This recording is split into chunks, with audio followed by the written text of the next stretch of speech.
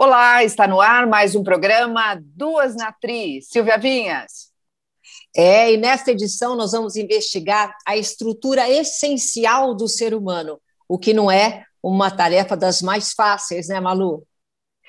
Silvia, tudo porque, de repente, no meio do caminho, aconteceu uma pandemia que deixou milhões de pessoas mortas. Paralisados, sobretudo, pelo medo de perder a vida, passamos a refletir ainda mais sobre o conceito da existência. E com ela vieram muitas perguntas. Perguntas que nós, seres humanos, jamais deixamos de fazer, do tipo: o que somos? O que nos define como seres humanos? O que será que nos humaniza? O que tem na raiz da nossa humanidade? As respostas não são óbvias, mas as perguntas não podem ser abandonadas. Afinal, esses questionamentos se colocam no que os acadêmicos chamam de antropologia filosófica, Silvia Vinhas. É difícil, né? A gente está sempre fazendo essa pergunta, né?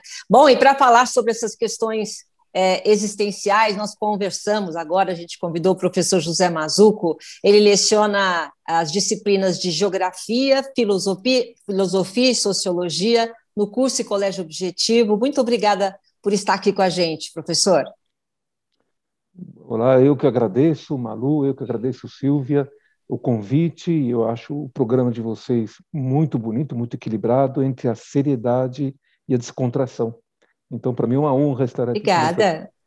Obrigada. Descontração, Silvia, ele falou de descontração. Isso aí, Silvia, né? Porque eu assisti alguns programas, né? A Silvia que brinca, professor, não sou eu fico quietinha. A Silvia que brinca toda hora. Eu que saio, né? Tá bom, então tá. Vamos lá. Ô, professor, o que nos caracteriza como os seres humanos? Quer dizer, e a pergunta é mais profunda, o que me diferencia do meu cachorro Bob? Essa é a grande questão antiga da filosofia. O que nos diferencia dos outros animais? Muitas coisas. Por exemplo, o fato de sermos portadores de algo que muito nos incomoda, que se chama consciência, e ela está aí, né? O que significa essa consciência? Não é só questão da razão, é questão de que nós somos seres morais. Nós carregamos conosco o conflito da moralidade, o conflito entre aquilo que eu posso, aquilo que eu quero, aquilo que eu devo. Nem sempre que eu quero eu posso, nem sempre que eu posso eu devo. Enfim, é um conflito.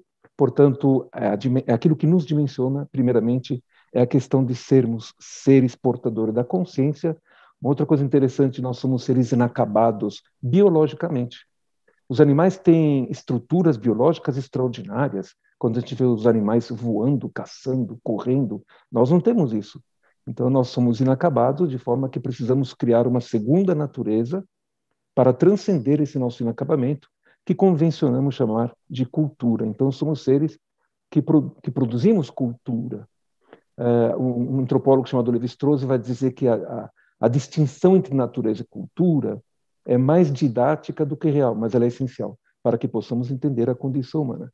E, por fim, nós somos seres históricos, porque olhamos para o passado, né? Nós sabemos mortais, sabemos que somos mortais, sabemos que, inclusive, nós nascemos. Os animais não sabem isto. Então, nós, inclusive, comemoramos o nosso aniversário e somos pessoas livres, somos portadores da liberdade. E se eu perguntasse, por exemplo, um pássaro que voa, ele pode parecer para nós assim, né, o exemplo de liberdade. Mas o pássaro voa por determinação biológica, ele é obrigado a voar. Não pode fazer outra coisa senão voar. Enquanto nós voamos por opção, graças a Santos Dumont e toda a história da aviação. Que bom, né? Colocou o lado bom, né, do ser humano, pelo menos, né? Tudo maravilhoso. Agora, eu gostei da parte que você diz. Eu sempre achei, né, que a gente é inacabado, né? Essa inquietude nossa, nós somos seres inacabados. Mas eu não sabia que era biologicamente. Então, eu queria saber o que realmente define a nossa humanidade, professor. Então nós somos diferentes dos animais inacabados, mas já que você tocou no assunto ser humano, nós somos inacabados, sim. Nós nascemos inacabados, vivemos inacabados e morremos inacabados. E por isso a nossa ânsia de imortalidade ou de transmortalidade, transcender a morte, porque morremos inacabados com essa sensação de que não fizemos tudo. É verdade. Isso nos define.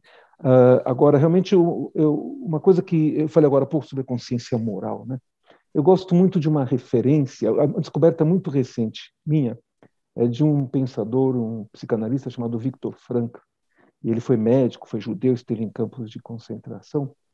E eu sempre entendi o ser humano como gênese existencial. Quer dizer, ele tem diante de si o nada, a possibilidade de fazer a sua própria vida, escrever sua própria biografia, e isso é extraordinário.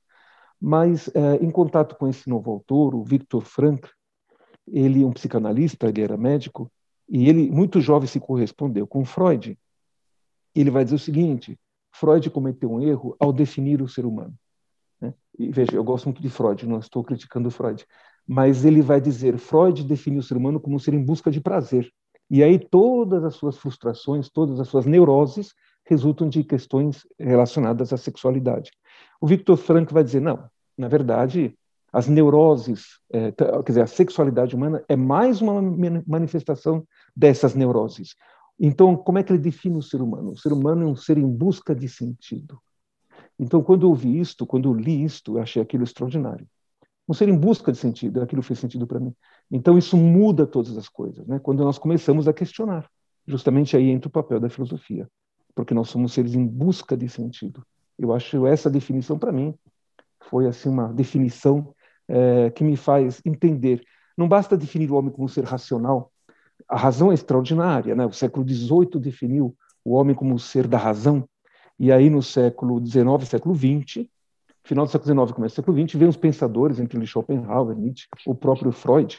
Freud tem uma frase que diz, o homem já não é senhor de sua própria casa, porque tem aquela coisa do inconsciente e tudo mais. Mas aí vem o século XX, que vai criticar a razão, vai dizer que nós somos escravos da vontade, ou senhores da vontade, enfim, vai tentar mostrar outros aspectos da existência humana. Mas, para finalizar essa resposta, eu também evocaria o nome de um pensador chamado Edgar Morin, muito presente no nosso mundo atual, ainda vivo, com mais de 90 anos. E o ano passado ele fez uma live. Mas o Edgar Morin vai dizer, somos seres complexos, não podemos mutilar o ser humano. Somos seres biológicos, somos seres culturais, somos seres naturais, somos seres cosmológicos, enfim, somos seres humanos em busca de uma definição do que somos mais complexa e mais completa, não fragmentada. Agora, eu queria entender, professor, qual é a concepção do ser humano, né? O que cada ser humano ele apresenta. Vamos pensar aí, sei lá, em Einstein, Beethoven, um ateu, né? Quem é esse humano que se apresenta hoje? Então, muito bom, excelente pergunta difícil, né? E ela é exatamente o papel do antropólogo, o filósofo, especialista em antropologia filosófica, este de fazer essa arqueologia. Ler a leitura do ser humano na produção cultural. Então, por exemplo, Einstein, qual era a visão que Einstein tinha de ser humano? Qual a visão que Beethoven... Engraçado você falar de Beethoven, porque é meu compositor preferido. Eu até tenho um disco de Beethoven. E dentro da música erudita, porque eu gosto de música de todo estilo. Na música erudita, eu tenho fascinação pelo Beethoven. Eu vou até te responder como é que Beethoven entende o ser humano. Porque, não que eu tenha lido sobre esse pensamento, mas ouvindo a música dele, a gente percebe isso. Beethoven era um revolucionário. A própria Quinta Sinfonia, o primeiro movimento, o quarto movimento da Nona Sinfonia, ele era um revolucionário. E, inclusive, ele foi o pai do romantismo, ele não só mudou a música, ele mudou a visão que nós temos do ser humano. Então, ele acreditava no sujeito, né, no homem como um ser sujeito da história, que faz história, o homem do seu tempo. Então, Beethoven era extraordinário até pela visão que ele tinha do ser humano. Por exemplo, o ateísmo, muito diferente da Bíblia. A Bíblia vai entender o ser humano como fragilidade, como insuficiência, né? Miséria sem Deus. Enquanto que o ateísmo ele se fundamenta em outras concepções. Claro, existem ateus que o são por modismo, por convenção, tipo, se eu parecer ateu, eu vou parecer mais inteligente ou coisa assim. Mas o ateísmo se fundamenta muitas vezes, isso é típico das ciências humanas, não sempre, mas em autores como Freud mesmo, ou como leitores do Nietzsche, que é um grande pensador, ou Marx, né? Então, são pensadores que entenderam o ateísmo. Existem aqueles que são ateus porque entendem o ser humano apenas do ponto de vista biológico, não vê senão processos bioquímicos. Mas eu evoco ainda a ideia de complexidade, não podemos mutilar o ser humano. Sim, o homem é um ser biológico, o homem é um ser cultural, mas será que ele não tem algo de universal além dessa singularidade? Eu, justamente, quando eu iniciei meus estudos em antropologia, eu estava nas ciências sociais. E aí descobri que as ciências sociais sempre vai entender o homem como um ser produtor de cultura, sempre como um produtor de elementos da cultura que variam e dentro da nossa singularidade. Mas eu estava em busca de uma coisa universal na condição humana, algo essencial. Então, o que eu fiz? Eu migrei para a filosofia. Então, essa questão é essencial. Então, a resposta que eu daria é uma arqueologia, tem que buscar a definição de ser humano, nos autores que você lê, na música que você ouve, nos filósofos que você busca. É um pouco isso, né?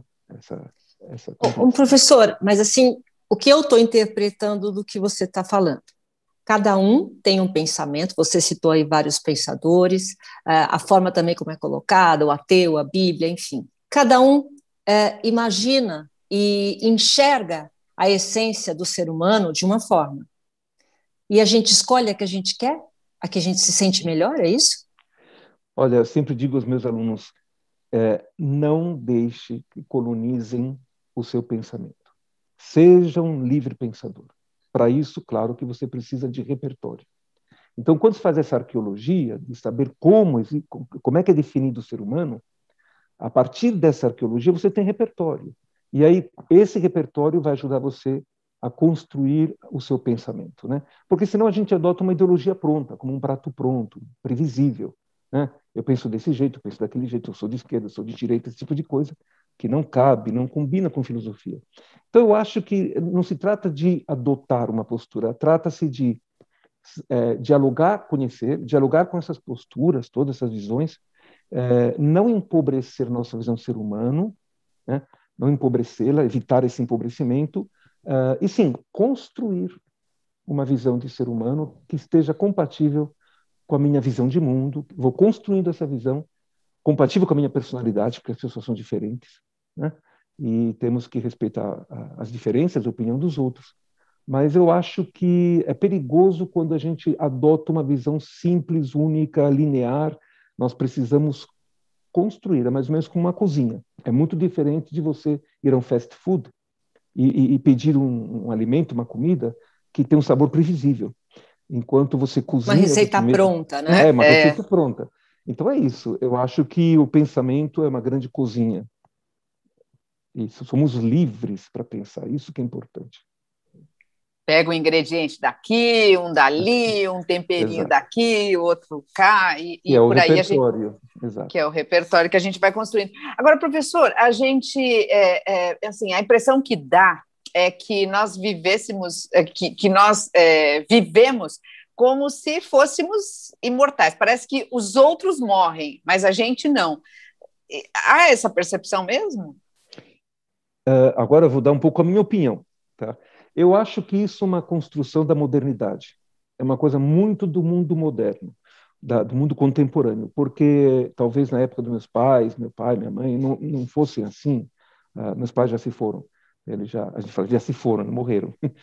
E, na verdade, é um pouco do mundo moderno. Evitar falar da morte é quase um tabu. Quando nós éramos jovens, quando eu era jovem, havia muitos tabus. Nós não falávamos de sexo, nós não falávamos de política, na época do regime militar, nós não falávamos sobre drogas. Hoje nós falamos sobre qualquer coisa, mas sobre morte a gente não gosta. Então a gente tenta distanciar a morte, a pessoa não morre mais em casa, morre no hospital. Então, sim, a gente tem essa sensação de que a morte não nos diz respeito, são os outros que morrem. Mas o que é interessante e fundamental é entender que refletir sobre a morte é essencial para que tenhamos uma boa existência. O próprio Heidegger, o filósofo Martin Heidegger, tinha essa percepção.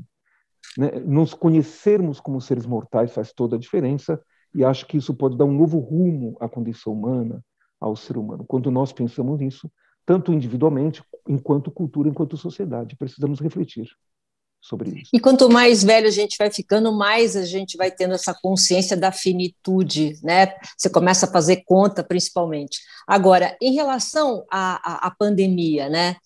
Nós nos colocamos aí como observadores da morte muito próxima, né?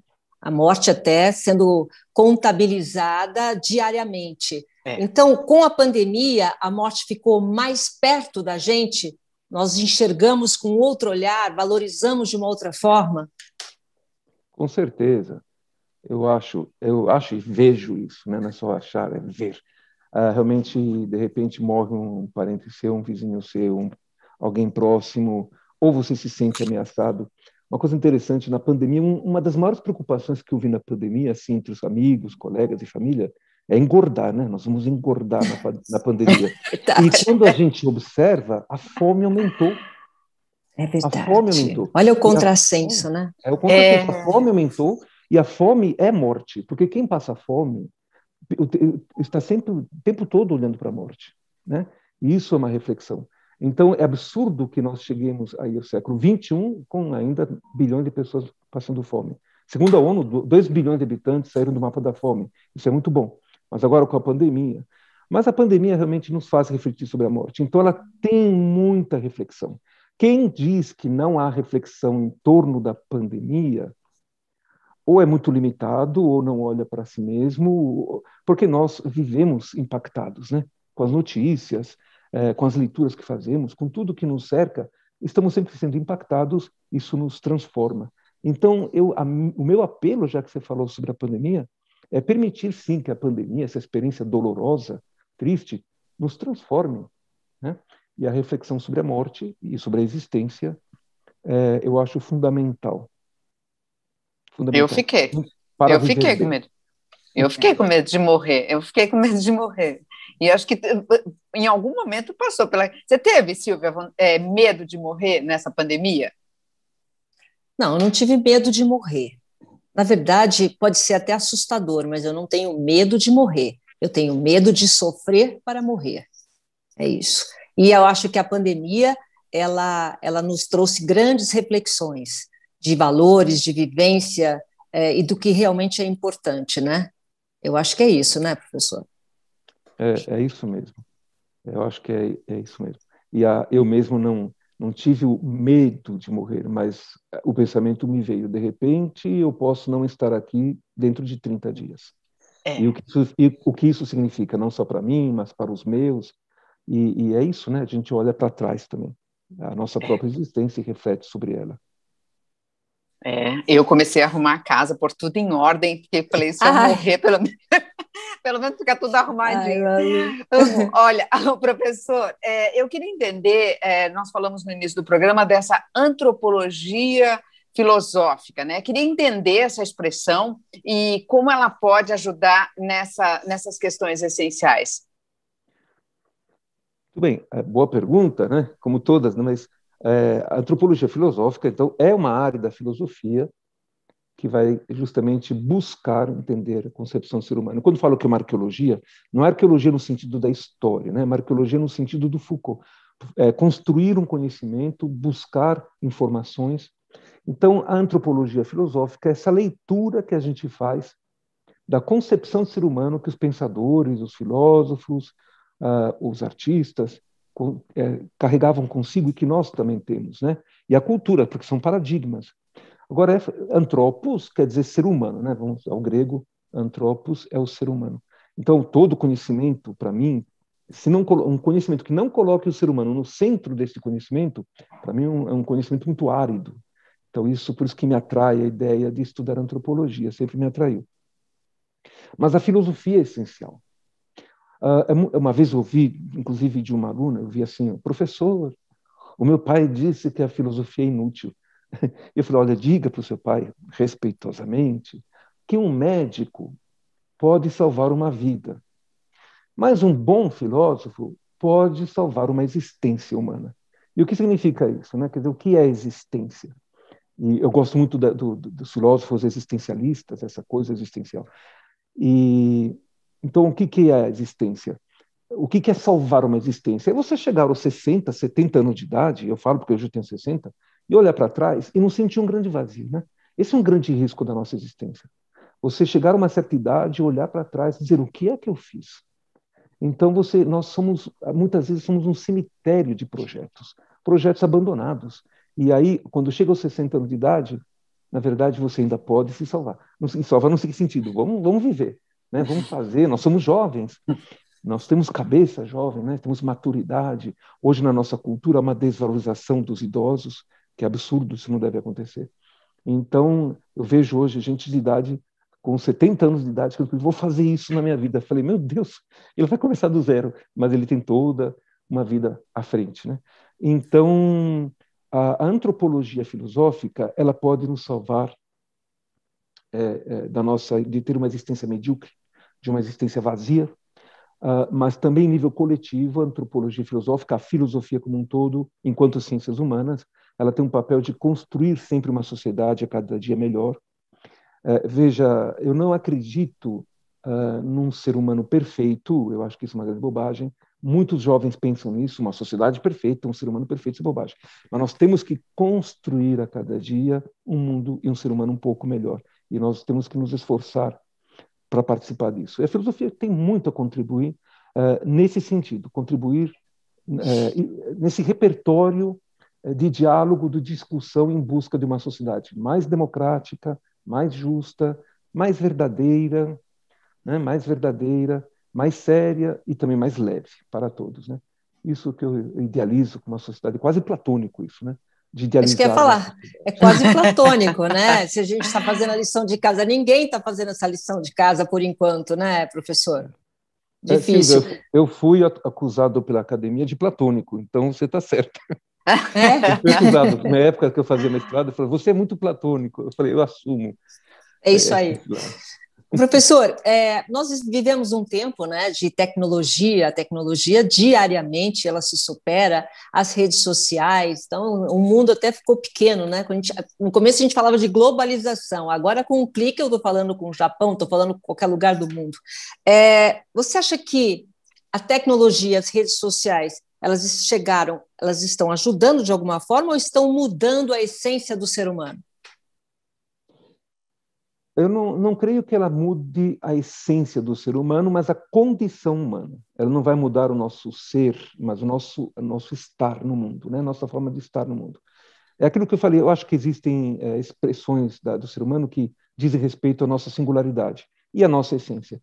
Então, há uma essência, talvez, não imutável, mas uma essência humana, talvez, que seja latente, pura, mas sim, a sociedade mudou, o ser humano mudou. Um filósofo canadense chamado Marshall McLuhan, muito conhecido, o pessoal de jornalismo conhece, porque ele trabalhou com a questão da mídia. O Marshall McLuhan tem uma frase que dizia, né? O homem inventa as ferramentas e as ferramentas reinventam os homens. E eu li essa frase nos anos 70. Eu só fui entender essa frase quando ouvi uma coisa chamada redes sociais, celular, internet. Os nossos jovens estão presenciando a terceira enorme revolução tecnológica, porque a primeira foi a neolítica, 10 mil anos atrás, neolítico. A segunda foi a revolução industrial, e agora essa tecnológica. É um novo mundo, é uma nova economia, uma economia virtual, uma moralidade nova, novos hábitos, novas necessidades. Mas existem grandes preocupações em relação, por exemplo, ao espaço das redes sociais. Quando você vê que é um espaço, para mim, eu falo muito para os meus alunos, o espaço das redes sociais deveria ser o espaço da cultura. Né? Publique algo que você viu, que você gostou, uma música que você ouviu, uma música que você compôs, ou um poema. Publique isso. Ou ainda eu digo muito a eles, cuidado para você não se tornar autoritário nas redes sociais, porque a rede social deveria ser o espaço da democracia. Mas a gente vê muitas tendências autoritárias, no sentido até dessa cultura do cancelamento, porque parece que nós não temos o direito de errar, né? Quando nós somos seres humanos. Voltando à primeira pergunta que vocês me fizeram, uma das condições humanas é que nós somos seres que cometem erros, nós erramos. É o nosso direito. É como você aprender música ou aprender matemática, você vai cometer erros, mas é sua obrigação corrigir o erro e aprender com o seu erro. Mas as redes sociais, o que eu vejo, parece um ente que idealiza um ser humano perfeito, uma sociedade perfeita, e não admite que as pessoas cometam erros, né? Então, não dá para você viver num sistema esse de vigilância. Nós estamos numa vigilância invisível.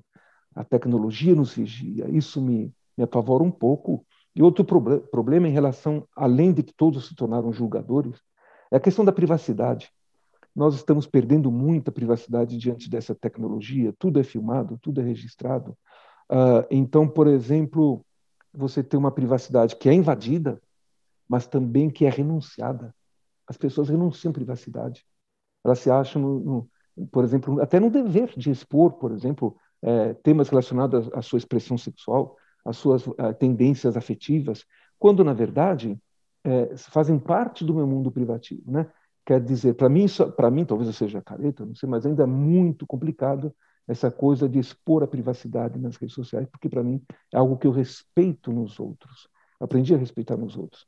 Então, a tecnologia, eu sou um fã da tecnologia, não que eu entenda de tecnologia, eu não sou um tecnófilo, nem um tecnófobo, ela me ajudou muito, eu adoro tecnologia, pagar as contas no celular, não precisa fazer fila de 1h30 no banco, né?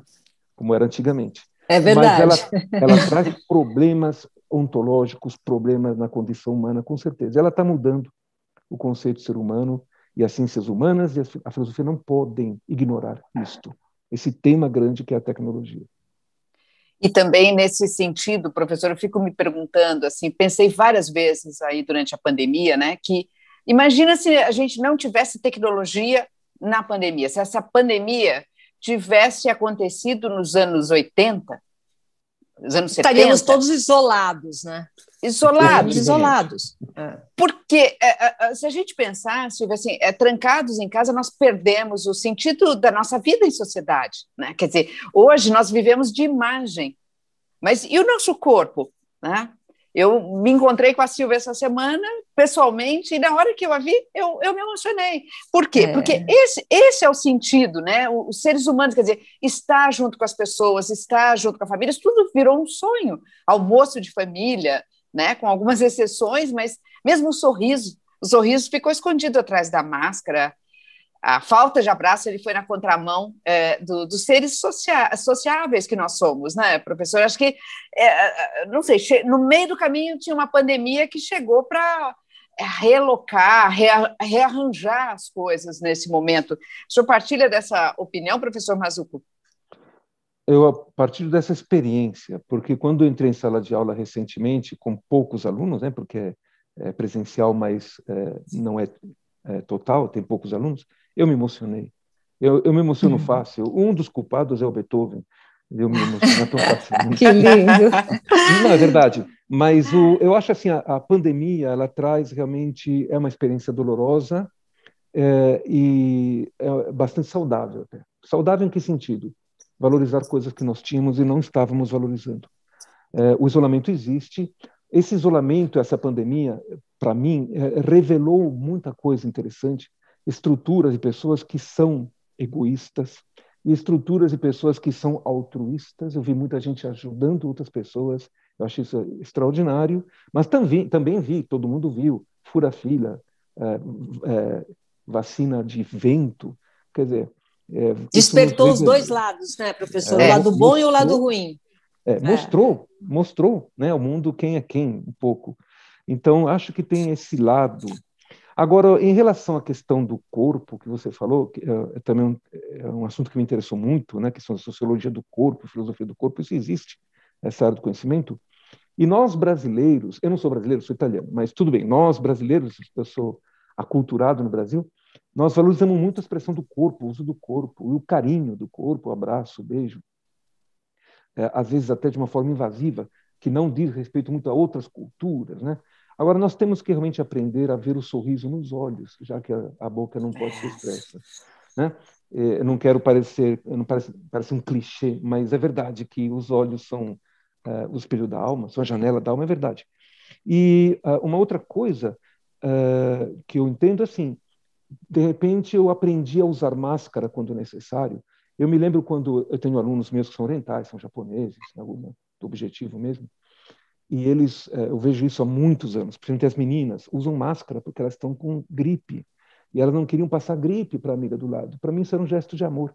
Tá? Então eu conheço gente que fala assim, eu beijo todo mundo, mesmo que eu esteja com gripe porque eu amo. Então não, isso não é bem amor, isso é um hábito.